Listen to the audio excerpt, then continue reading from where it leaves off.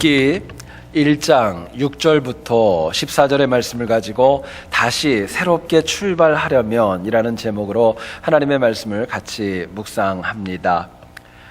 영국의 유명한 역사가 가운데 토마스 칼라일이라는 사람이 평생 동안 가지고 있었던 수건 사업이 있었습니다.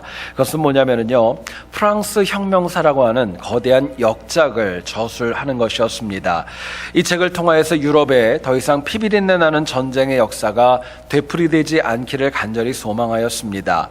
무려 10년 동안이나 많은 자료들을 모아가지고 글을 쓰게 되었고, 그렇게 쓰여진 원고를 갖다가 자기의 절친한 친구이자 철학가였었던 존 스튜어트 밀이라는 사람에게 보내줍니다. 그리고 이 존 스튜어트 밀은 그 원고를 가지고 읽다가 밤에 너무너무 피곤해가지고 그냥 침상에다 놓고 잠자리에 들게 되었던 것입니다. 근데 문제는 그 다음날 이 존 스튜어트 밀의 집에서 일하는 하녀가 청소를 하는 가운데 그 원고 더미를 갖다가 쓰레기인 줄 알고 그것을 다 난로에다 넣어가지고 10년 동안 썼던 모든 것들이 다 물거품이 되고 말았던 것입니다. 토마스 칼라일은요, 이 일로 인하여서 삶의 의욕을 완전히 잃어버렸고 식음을 전폐할 정도로 낙담이 적지 않았습니다. 그런데 그러던 어느 날 비가 오는 날이었는데요, 공사장의 인부들이 벽돌을 쌓았다가 또다시 무너뜨렸다가 또 쌓았다가 헐었다 하는 그 과정을 우연히 보게 되었습니다. 처음에는 참 이상했습니다. 왜 저렇게 쌓았다 헐었다 할까? 근데 가만히 보니까 쌓았다 헐었다를 반복하면서 벽이 더욱더 견고하게 서가는 것을 발견하게 되었던 것입니다. 여기에 토마스 칼라일은 벽도 저렇게 다시 쌓는데 내가 왜 내 작품이라고 다시 못 쓸까 하는 도전이 마음에 생겼던 것입니다.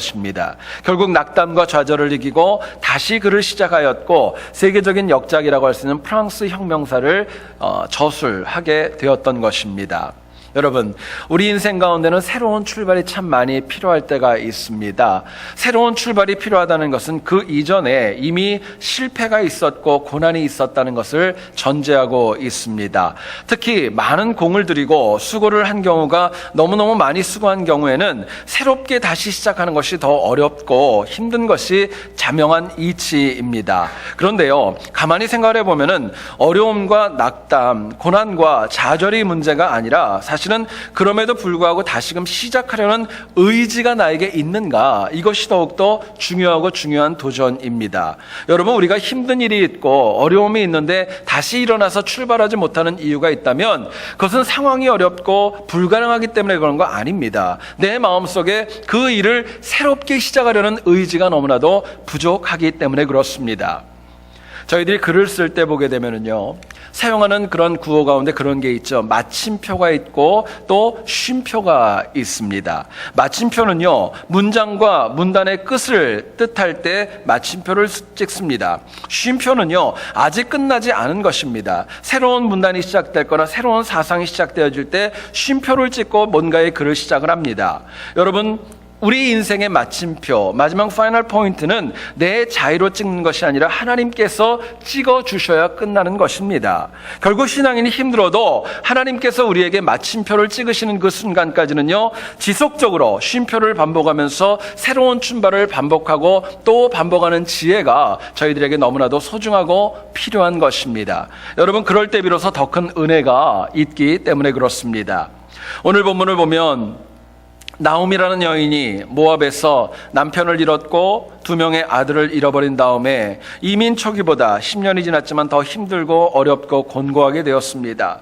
룻기는 나오미가 현실에 좌절하지 않고 새롭게 시작하면서 그 이야기가 더욱더 흥미진진하게 펼쳐집니다.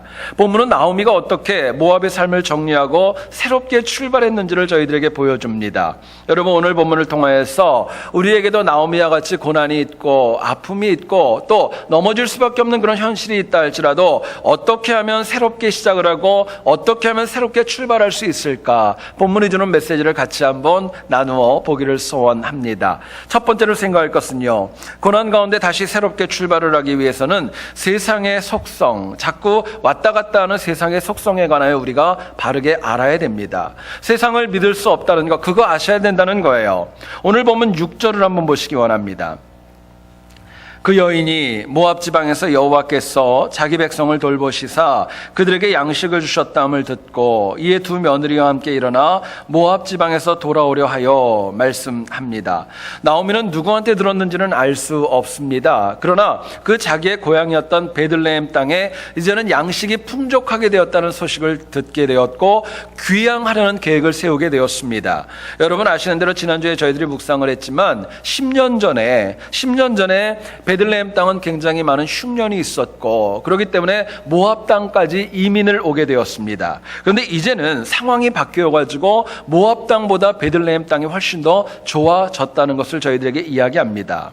여러분 이것을 바라볼 때 이 세상의 상황과 처지는요 언제나 한결같지 않고 상황에 따라서 시간에 따라서 바뀔 수 있다는 것을 저희들에게 교훈하는 것입니다. 본문 14절을 한번 보시기 원합니다. 그들이 소리를 높여 다시 울더니 오르바는 그의 시어머니에게 입맞추되 룻은 그를 붙쫓았더라 말씀합니다. 여러분 나오미의 두 며느리 이 두 사람은 처음에는 시어머니였던 나오미와 함께 동행할 계획이 있었습니다. 그런데 결론을 보게 되면 룻은 끝까지 시어머니를 붙쫓았지만 또 한 명의 며느리였던 오르바라는 여인은 처음에는 같이 가려고 하다가 마음이 변해서 자기의 고향으로 돌아갔다고 저희들에게 이야기합니다. 여러분 세상만 자꾸 왔다 갔다 하는 거 아닙니다. 우리 인간의 마음도 상황과 처지에 따라서 왔다 갔다 할 수 있는 것이 자명한 것입니다.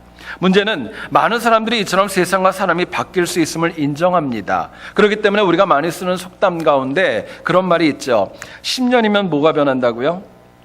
강산도 변한다는 말을 저희들이 씁니다. 그런데 너무나도 많은 사람들이 이처럼 세상과 사람이 바뀔 수 있다는 거 모르지 않지만 이처럼 바뀌는 세상을 의지하고 사람을 의지할 때가 너무나도 많이 있다는 데 있습니다. 아직도 세상이 온전하지 않고 컨시스턴스하지 않고 자꾸 바뀌고 변화무쌍하다는 거 여기에 대한 세상의 속성을 잘 모르고 살아가기 때문에 그렇습니다. 자 그렇다면 세상에 왔다 갔다 하고 오락가락 한다는 거 우리가 안다면 어떻게 해야 우리의 새로운 출발이 복될 수 있을까요? 새로운 출발이 복되려면 과연 이 세상의 악함 가운데 무엇이 필요할까 묻게 됩니다. 본문은 저희들에게 이렇게 얘기를 합니다. 가변적인 세상과 사람들 중에 살아도 우리가 하나님 붙쫓아야 된다고 이야기합니다.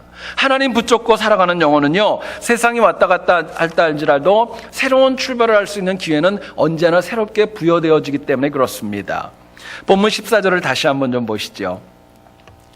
그들이 소리를 높여 다시 울더니 오르바는 그의 시어머니에게 입맞추되 룻은 그를 붙쫓았더라 말씀합니다. 저는 개인적으로 성경을 읽으면서 참 좋아하는 단어가 있습니다. 이 붙쫓았다라는 단어입니다. 여러분 이 단어는 두 가지가 뭉쳐진 거예요. 붙잡았다라는 것과 쫓아갔다라는 용어가 함께 쓰여진 용어입니다. 나오미는요 룻과 오르바가 베들레헴에 가게 되면은 모압 여인이기 때문에 사람 취급 못 받고 살아갈 수 있다는 거 모르지 않았습니다. 또 두 자부가 아직은 젊었기 때문에 새로운 가정을 이루어야 된다는 것도 나오미의 마음에 지워지지 않는 도전이었습니다. 그렇기 때문에 얘기하는 거예요. 너희가 나를 따라와봐야 고생만 하니까 고향으로 돌아가라는 것입니다. 여기에 오르바는 시어머니의 강권을 받아들여 결국에는 울면서 모압으로 돌아갔지만 룻이라는 여인은 성경에 얘기를 합니다. 시어머니를 붙쫓았다라고 이야기합니다. 룻은요 시어머니였던 나오미를 붙잡았고 쫓아가겠다고 굳게 결심을 했고 그 결심이 결코 바뀌지 않았던 것입니다. 결국 룻이 시어머니를 붙쫓아서 결국은 룻과 나오미 모두가 다 새롭게 베들레헴 땅에서 새로운 출발을 힘있게 해나갈 수 있었던 것입니다. 여러분 우리들의 삶 가운데 고난도 있고 생각지 않았던 어려움도 있고 내가 정말 감당하지 못할 스트레스와 그런 압박이 우리들의 삶 가운데 있습니다. 그 모든 것들을 저희들이 이기고 새롭게 출발하기 위해서 꼭 필요한 것이 있다면 하나님 붙잡는 신앙이 저희들에게 필요합니다.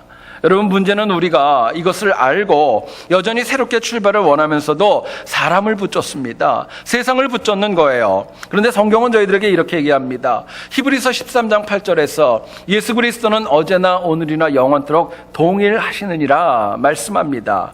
우리는 세상 모든 것이 다 변할 수 있고 가변적이지만 그래도 하나님 한 분만 불변하시기 때문에 그분만 붙쫓아야 된다는 것을 저희들에게 도전하고 있는 것입니다.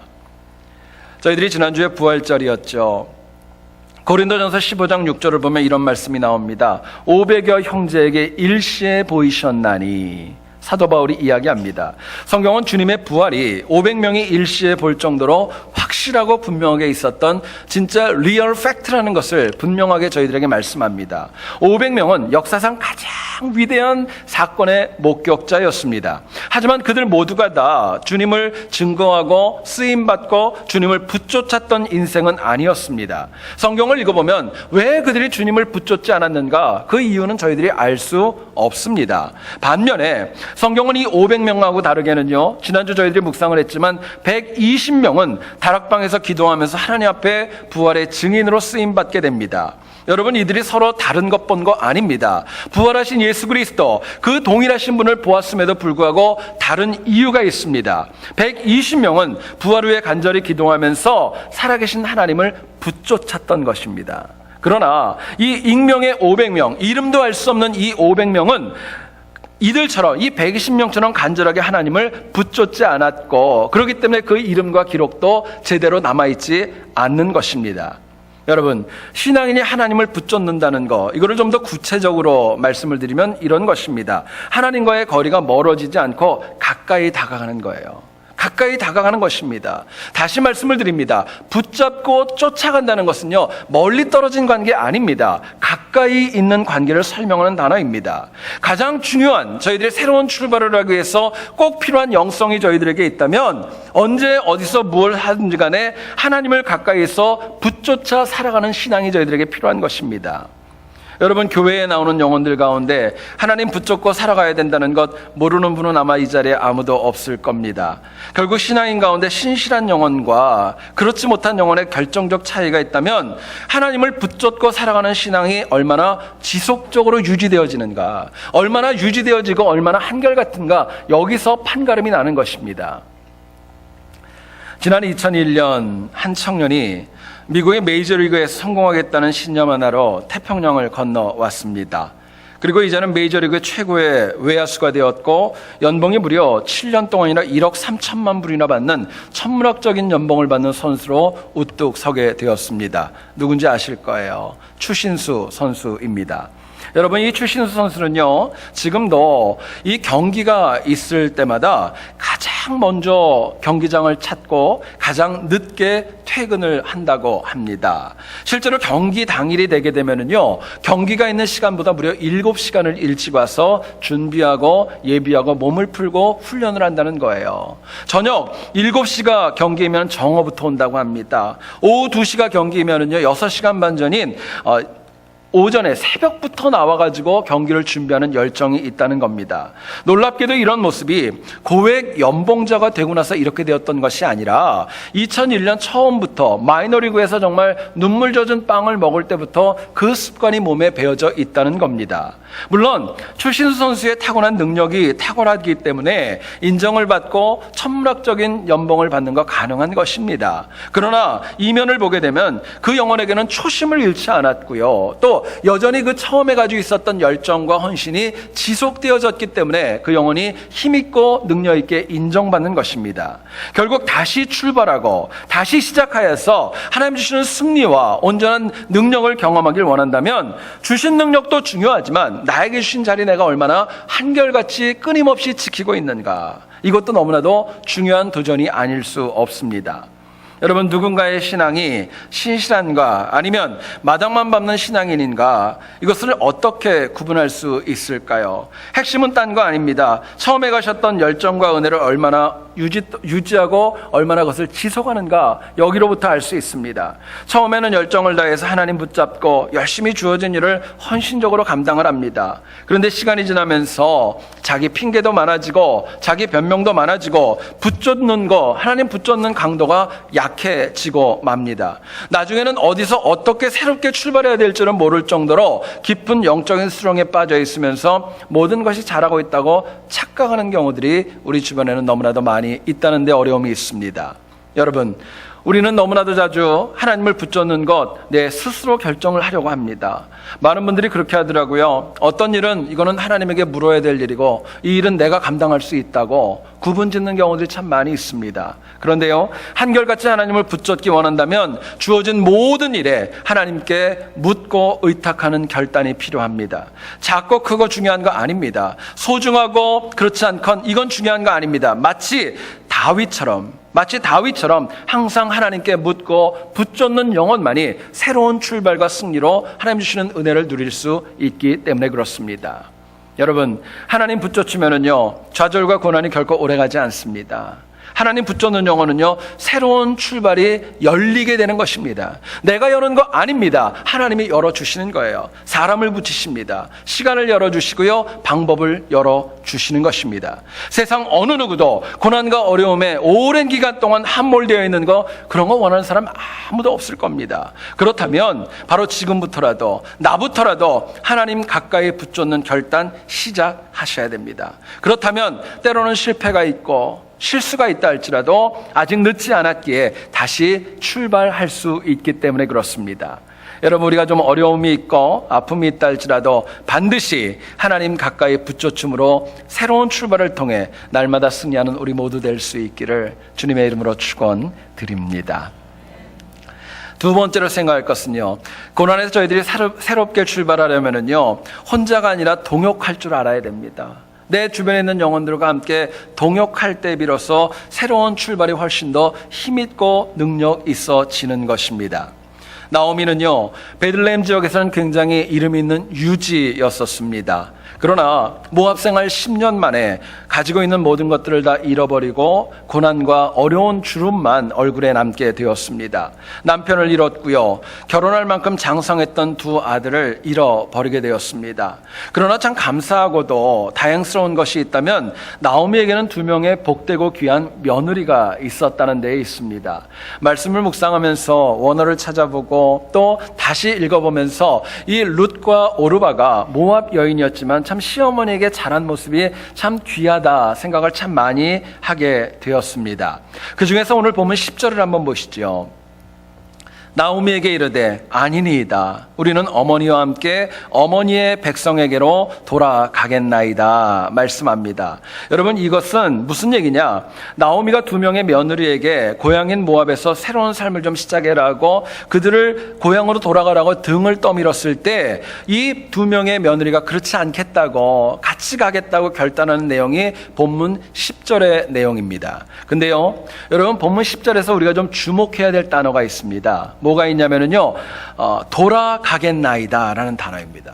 돌아가겠나이다. 이 말이 참 중요해요. 생각해 보시죠. 나오미라는 여인은 베들레헴으로부터 이 모압에 왔습니다. 그래서 모압으로부터 베들레헴으로 가는 것, 돌아간다는 게 이게 말이 되는 거예요. 그러나 모압에서 태어나고 모압에서 생활했었던 이 룻과 오르바라는 여인은요, 돌아가는 게 아니라 사실은 그냥 가는 것입니다.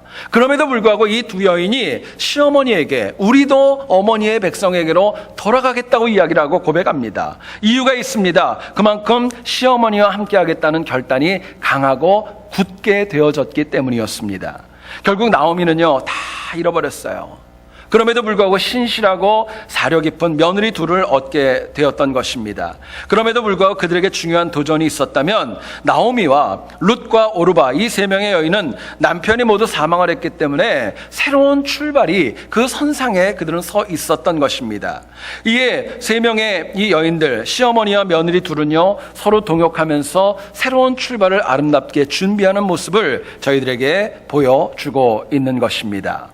여러분, 인간의 고난과 낙담, 상처와 실패의 원인을 가만히 보면 내 죄로 인하여 그렇게 당할 수도 있습니다. 그런데 또 그 관계 가운데 주변에 있는 사람들과의 그릇된 관계가, 그 관계가 깨어짐으로 인해서 내가 당하는 아픔도 적지 않습니다. 그렇기 때문에 다시 새롭게 출발하려면요, 바른 관계의 정립이 너무너무 중요하고 이것을 위하여서 그와 함께하는 동역이 너무나도 소중하고 소중한 것입니다. 저는 말씀을 묵상을 하다가 동역이라는 단어를 좀 나름대로 그렇게 한번 정의를 해봤습니다. 내가 못하는 것을 누군가가 해주는 것입니다. 내가 못하는 것 누군가가 해주는 것이고요. 누군가가 못하는 것 내가 해주는 것입니다. 한 목적을 가지고 같이 하는 거예요. 그게 동역입니다. 자, 그렇다면 우리가 새롭게 출발하기 위하여 누군가와 동역하려면 과연 어떤 마음가짐이 필요할까요? 동역이 필요하다는 건 다 인정하지 않습니까? 이거 위에 어떤 마음이 필요할까 묻게 됩니다. 본문은 저희들에게 이렇게 얘기를 합니다. 동역하는 대상을 향하여 먼저 배려해 주라고. 먼저 배려하는 마음이 있을 때 함께 힘있게 하나가 될 수 있는 것입니다. 여러분, 오늘 본문을 가만히 보면은요, 나오미는 모압 출신의 며느리들이 이스라엘로 가면 더 어렵고 힘들어지고 또 이방인이기 때문에 사람 취급을 못 받는다는 거 너무너무 잘 알았습니다. 그래서 며느리들이 말을 꺼내기도 전에 먼저 모압에 머물러서 새 출발을 해. 그리고 그들을 어쩌면 강권했는지도 모릅니다. 게다가 본문 8절을 보시면은요, 여호와께서 너희를 선대하시기를 원하노라 축복까지 하면서 이 며느리들을 보내려고 했습니다. 며느리들을 먼저 배려하는 시어머니의 마음인 것이에요. 그런데 이 며느리들이 볼 때는요, 거기에 순종하지 않죠. 나오미를 가만히 시어머니를 보니까 마음이 아팠던 겁니다. 10년 전하고 다르게 나이도 많이 들었고 몸도 연약해져 있고 가지고 온 재산도 이제는 다 잃어버린 가운데 있습니다. 고향으로 돌아가면 누구 하나 의지할 대상이 없다는 거 누구보다도 잘 알았기 때문에 그 시어머니를 외면하지 않고 함께 동행하면서 붙쫓기를 원했던 것입니다. 여러분, 며느리 입장에서도요, 시어머니의 아픔과 눈물을 알았고 먼저 배려하는 성숙함이 있었던 것입니다. 여러분, 가만히 성경을 보게 되면은요, 결국 나오미와 며느리 둘 룻과 오르바는 서로가 서로를 먼저 배려하는 성숙함이 깊었던 것입니다. 그렇게 서로를 배려함으로 인하여서 결국 베들레헴에서 새로운 삶을 시작할 수 있었던 거예요. 그런데 만약에 그렇지는 않지만 이 나오미라는 시어머니가 두 며느리를 좀 이용해가지고 좀 쟤네들 일 시켜가지고 노후에 좀 편해보겠다는 마음이 있었다면 어떠했을까요? 만약에 두 명의 며느리가 나오미가 나이가 많이 들고 또 경제적인 여유도 없기 때문에 귀찮아가지고 남편이 죽은 후에 제 갈 길을 갔다면 그 결과가 어떻게 되었을까요? 분명한 것은 새로운 출발은 할 수 있었을지도 모릅니다. 그러나 그렇게 했다면요, 성경에 나오는 인물과 성경에 나오는 승리와 메시아의 조상은 될 수 없었을 것입니다. 여러분, 사람은요, 사회적인 존재이기 때문에 절대로 혼자서 모든 것을 다 할 수 없습니다. 그렇기 때문에 하나님께서는요, 내 주변에 사람을 허락하시는 겁니다. 내 인생에 그 사람이 필요하기 때문에 그 시간에 그 사람을 허락하시는 거예요. 그리고 그 사람하고 동역하라고 저희들에게 도전합니다. 생각해보면 우리 주변에는 나를 힘들게 하는 동역자가 있을까요, 없을까요? 여기 있는 분들은 너무 선하셔가지고 그런 분들이 없을 수도 있겠어요. 근데 살다 보면 힘든 사람 왜 없겠어요? 있지요. 있는데 그들을 허락하시는 이유가 있습니다. 나를 다듬기 위한 동역자인 거예요. 뿐만 아니라 선한 동역자도 내 주변에는 얼마나 많이 있는지 모릅니다. 문제는 동역할 수밖에 없다면, 나 혼자 살아가는 것 불가능하다면 우리가 상대방을 배려하되 먼저 배려하는 지혜가 필요하다는 것입니다. 여러분, 배려라는 단어는요, 좀 인간적인 단어입니다. 이것을 좀 복음적으로 바꾸게 되면요, 사랑이라는 단어로 바꿀 수 있어요. 사랑은 선하고 귀하지만 남이 다 한 뒤에 표현하는 것, 이거는 별로 감동 없는 겁니다. 그렇기 때문에 누군가와 다시 새로운 출발을 원한다면요, 먼저 사랑으로 다가가셔야 됩니다. 문제는 사랑하는 것이 능력이 너무너무 많이 있습니다. 사랑에는 힘이 있고요, 권능이 있음에도 불구하고 이것을 알면서 순서가 만약에 뒤바뀌고 나중으로 자꾸 미루게 되면은 아무리 고귀한 사랑이라도 능력이 떨어질 수밖에 없다는 것입니다. 어떤 책에 나온 이야기인데요, 어떤 할아버지께서 조간신문 부고란을 보게 되었는데 자기 이름이 실려 있는 것입니다. 참고로 부고란은요, 죽은 사람의 이름을 이렇게 나오는 그 란입니다. 분명히 살아있는데 자기 이름이 동네하고 주소까지 정확하게 맞아가지고 나와 있던 거예요. 화가 났을까요, 안 났을까요? 이분이 화가 났습니다. 그리고 신문사에 가가지고 막 따지기 시작합니다. 이렇게 시퍼렇게 살아있는데 왜 나를 죽은 사람 취급을 했느냐 항의를 합니다. 편집국장하고 신문사 직원들이 사과를 하고 죄송하다고 얘기를 해도 이 어르신이 계속 화를 냅니다. 그러니까 신문사에서 그런 타협안을 제시했다고 합니다. 정 그러시면은 내일 조간신문에 출생란에 영감님의 이름을 올려드릴게요. 네, 타협이 됐을까요? 순서가 틀렸기 때문에 말이 안 되겠죠. 여러분 요한복음 15장 16절을 보시면 예수님이 저희들에게 이렇게 얘기하십니다. 너희가 나를 택한 것이 아니요 내가 너희를 택하여 세웠나니 이는 너희로 가서 열매를 맺게 하고 또 너희가 항상 있게 하여 내 이름으로 아버지께 무엇을 구하든지 다 받게 하려 함이라 말씀합니다. 여러분 우리가 받는 은혜가 있습니다. 주님이요 하나님께서 먼저 나를 부르셨습니다.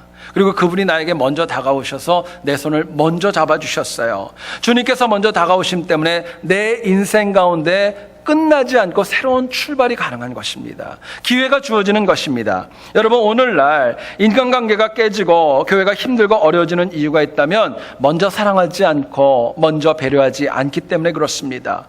사실은 우리가 너무너무 가깝고 너무너무 친밀한 관계임에도 불구하고 서로를 먼저 배려하기보다는 지적하고 책망하고 회피하는 경우가 너무나도 많이 있기 때문에 교회 공동체가 오늘날 몸살을 앓고 있지는 않은가 생각해 봅니다.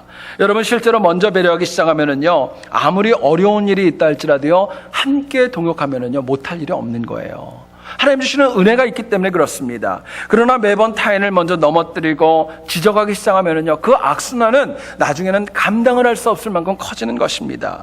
결국 먼저 배려한다는 것 타인을 살리기 위해서 하는 거 아닙니다. 나를 살리기 위해서 먼저 배려하라고 말씀하는 거예요. 최근에 한국에 서울예술고등학교에 지휘자로 유명한 금난세 씨 여러분 아실 겁니다. 그분이 교장으로 취임을 하여서 학생들 앞에서 연설을 할 때 실제로 있었던 일이라고 합니다. 이 교장 선생님께서 연설하는 그 단위에 오르셨는데 손에 갖가지 많은 전단지를 종이를 이만큼을 가지고 오르셨답니다. 그리고 그렇게 얘기를 하더래요. 학교 주변에 이렇게 휴지가 많이 있다고 책망을 하는 것입니다. 그리고 쥐고 있던 전단지 하나를 주변에 턱턱 하나씩 이렇게 버리는 거예요. 많은 사람들이 너무 의아했습니다. 왜 저렇게 할까? 그리고 분명하게 휴지 버리지 말라고 잔소리할 거야. 나름대로 생각을 했습니다. 근데 이 금난세 교장이요 아주 의외의 말을 해가지고 많은 화제가 되었습니다. 내용은 이것입니다. 이렇게 휴지가 많은 데에는 선생님들의 잘못이 더 큽니다. 학생을 혼낼 줄 알았는데요 선생님들의 문제가 더 크다는 겁니다. 이유가 있다면 학교에 쓰레기통이 없으니까요. 휴지통을 설치하지도 않아놓고 나서 왜 이렇게 지저분하느냐 책망하는 것은 바른 모습이 아니라고 지적을 했던 것입니다. 여러분 어떤 일을 잘하고 새롭게 출발하기를 원한다면 여기에 상응하는 대접과 처우가 있어야 됩니다. 먼저 배려하고 먼저 사랑하는 지혜가 필요한 거예요. 먼저 배려하지도 않고 자꾸 상대방을 먼저 지적하고 책망하는 것은 같이 공멸하는 그런 어리석은 것입니다. 교회 공동체가 세상에서 제구실하고 은혜와 말씀으로 부응하고 성장할 수 있는 귀한 비결이 있습니다. 서로 지적하고 책임 전가하는 것보다 먼저 사랑하는 것입니다. 가까이 있는 영혼들에게 먼저 사랑하고요. 가까이 있는 영혼들을 먼저 배려하고요. 그 영혼들을 하나님의 마음으로 이해하고 함께하는 것입니다. 다른 누구도 아닌 바로 내가 먼저 그거 시작하셔야 내 인생이 새로 출발하는 것입니다. 누군가가 나에게 먼저 배려해 주는 거 이거 너무 귀합니다. 근데 정말 내 인생이 새로 출발하려면요. 내가 먼저 배려하고 내가 먼저 사랑하는 지혜가 필요한 것입니다. 여러분 먼저 배려하시면은요 손해도 있어요. 힘든 것도 없지 않아 있고요. 자존심이 구겨질 때도 있어요. 그러나 그걸 통해서 내가 살고 주변이 살고 우리 자녀들이 살아날 수 있어요. 교회가 살아날 수 있는 것입니다. 여러분 역으로 동역하기 힘든 영혼들의 특징이 있습니다. 항상 먼저 다가오기를 원합니다. 먼저 배려해 주기를 원하는 마음이 너무너무 많이 있어요. 먼저 내 주장을 들어줘야 하고 내 주장을 존중해야 뭔가를 함께하려는 그런 마음이 있습니다. 그러나 새로운 출발은요 누군가가 나를 향한 배려보다 내가 행하는 배려가 힘이 있다는 걸 마음에 새기고 또 새기실 수 있기를 소원합니다. 여러분 우리가 항상 타인을 먼저 배려하고 먼저 그 영혼을 사랑함으로 인하여서 하나님 주시는 동역 가운데 우리에게 주신 많은 일들 새롭게 출발하여 승리하는 우리 모두 될 수 있기를 다시 한번 주의 이름으로 축원드립니다. 여러분 사람이 뭔가를 다시 새롭게 출발하려 한다는 것은 지금보다 나아지려는 소망이 있기 때문에 그렇습니다. 만약에 내가 더 좋은 것을 원하지 않는다면요 다시 시작할 이유 없습니다. 거기서 끝나도 문제 없어요. 그러나 새롭게 다시 출발하는 것은 그렇게 생각하는 것처럼 말하는 것처럼 여러분 절대로 쉽지 않은 것을 생각해 봅니다. 그렇기 때문에 오늘 본문은 저희들에게 얘기를 합니다. 우리가 한결같으신 하나님 붙쫓아서 다시 시작해야 된다고 이야기합니다. 서로를 향하여서 먼저 배려하고 사랑함으로 동역함으로 새로운 출발 시작해야 된다 도전합니다. 여러분, 우리의 삶이 이처럼 하나님 붙잡고 사람과 동역하면서 어떤 어려움이 있다 할지라도 날마다 새롭게 시작하고 새롭게 출발하면서 승리하는 우리 모두와 우리 새한교회 될 수 있기를 다시 한번 주의 이름으로 축원드립니다. 우리 이 시간에 같이 기도하고